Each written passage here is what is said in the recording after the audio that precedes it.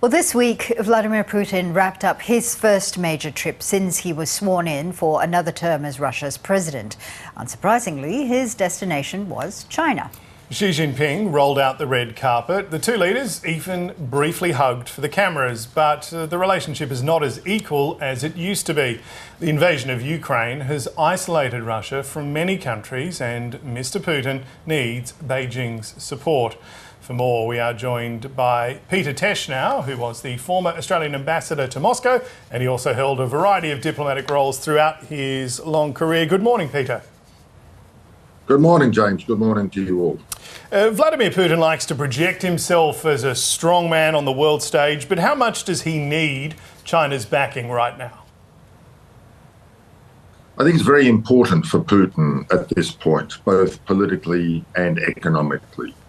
Politically, it allows him to dismiss notions that Russia is isolated, no matter how, in fact, isolated it is. He can point to the fact he still has a very powerful friend. And of course, both countries have a convergent interest in undermining US preponderance, and it's a real thing. Economically, of course, oil revenues matter.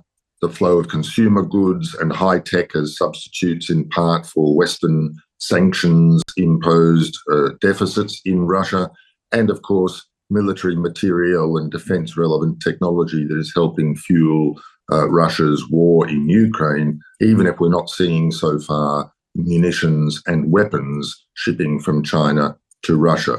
So it's an important and powerful signal so soon after his inauguration.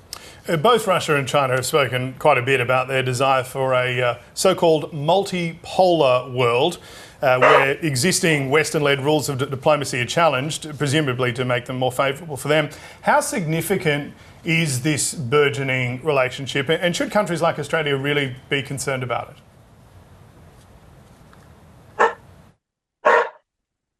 I think what we're seeing is probably more alignment than alliance, but there is no doubt that the relationship is gaining in substance and breadth compared to the axis of convenience that it was seen to be perhaps 10 or 15 years ago.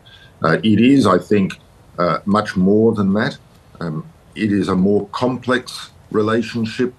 They are engaging in more complex joint military exercises. And over more than a decade, there has been a sustained pattern of cabinet-level meetings between governments of both countries. These things build muscle mass, they build a criticality, and they build a sense of trust to a certain degree.